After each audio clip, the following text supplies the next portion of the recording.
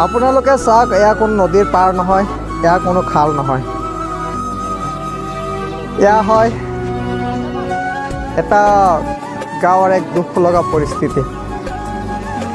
এইফালে চাওক, এটা কিমান ধুনীয়া গাঁও, এইফালে ধুনীয়া পথাৰ। এই গোটেই পথাৰখনেই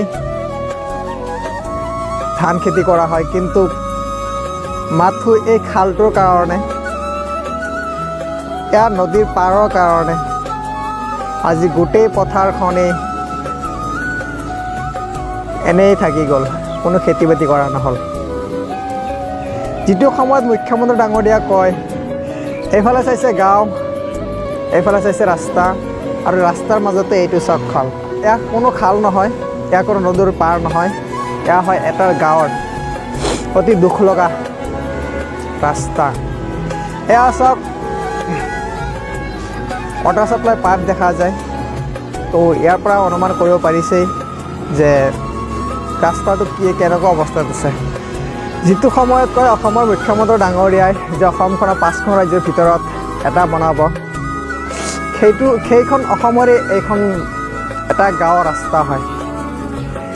এইখন ৰাস্তা গড়চলা সমষ্টিৰ তৰিপাম গাঁৱৰ মছজিদৰ সন্মুখফালে এটা ৰাস্তা গৈছে, সেই ৰাস্তাই হয় এইটো। এই ৰাস্তা দি বৰষুণ দিলে মানুহে খোজকাঢ়ি যাব নোৱাৰে, তেন্তে এইখন গাঁৱৰ মানুহবিলাক এনেকৈ চলিব। এই ৰাস্তাটোৰ ফালে চালে মোৰ এনেকুৱা লাগে যেন পাহাৰীয়া ৰাস্তাবিলাকতো এনেকুৱা খাল নাই। মাননীয় মুখ্যমন্ত্ৰী ডাঙৰীয়াই যে এই ভিডিঅ'টো চাই তেন্তে কি ক'ব? ইয়াৰ সোণৰ অসমৰ ৰাস্তা হ'ব পাৰেনে?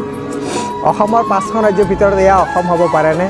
আপোনালোকে চাইছে সেইটো বাইক লৈ আহিছে, কিন্তু বাইকটো তাতে ৰখাই থৈ দিছে, কাৰণ এই ৰাস্তাটো অহাৰ কোনো ব্যৱস্থাই নাই। এইফালে চাব, এইখন ৰাস্তাৰ কাৰণে এইখন গাঁৱত এক হাহাকাৰ পৰিৱেশৰ সৃষ্টি হৈছে। চবৰে এটাই আশা যে ৰাস্তাটো ভাল হ'বনে কেতিয়াবা। এইখন গাঁৱৰ এই ৰাস্তাটোৱে প্ৰধান জীৱিকা বুলি ক'ব লাগিব, কাৰণ এই ৰাস্তাটোৰ জৰিয়তেই এইখন পথাৰ চাইছে, এই পথাৰখনত মানে শ বিঘা ধান খেতি কৰা হয়, কিন্তু এইবাৰ গোটেই পথাৰখনেই এনেই পৰি আছে, কাৰণ ধান খেতি কৰাৰ কাৰণে এই ৰাস্তাদি যে এটা ট্ৰেক্টৰ গৈ যে তাত মাটি চহাব, তাৰ কোনো ব্যৱস্থা নাই। এই ৰাস্তাটোৰ জৰিয়তে এটা সময়ত মানুহে যেনে তেনে চলিব পাৰিছিলে, কিন্তু এতিয়া বৰষুণৰ মাটিবিলাক সহায় লওঁতে এনেকুৱা অৱস্থা হৈছে যে এই ৰাস্তা দি মানুহ কিয়তে গৰু মানে যাব নোৱাৰাৰ অৱস্থা হৈ গৈছে। গড়চলা সমষ্টিৰ মাননীয় MLA ডাঙৰীয়াই আপুনি যদি এই ভিডিঅ'টো পায়, তেন্তে এই ক্ষেত্ৰত বিশেষ কিবা ব্যৱস্থা ল'বনে? এইটো গাঁৱৰ মানুহৰ হাহাকাৰ অৱস্থাৰ কথা আপুনি এবাৰ ভাবিবনে? এয়া হৈছে লক্ষ্য।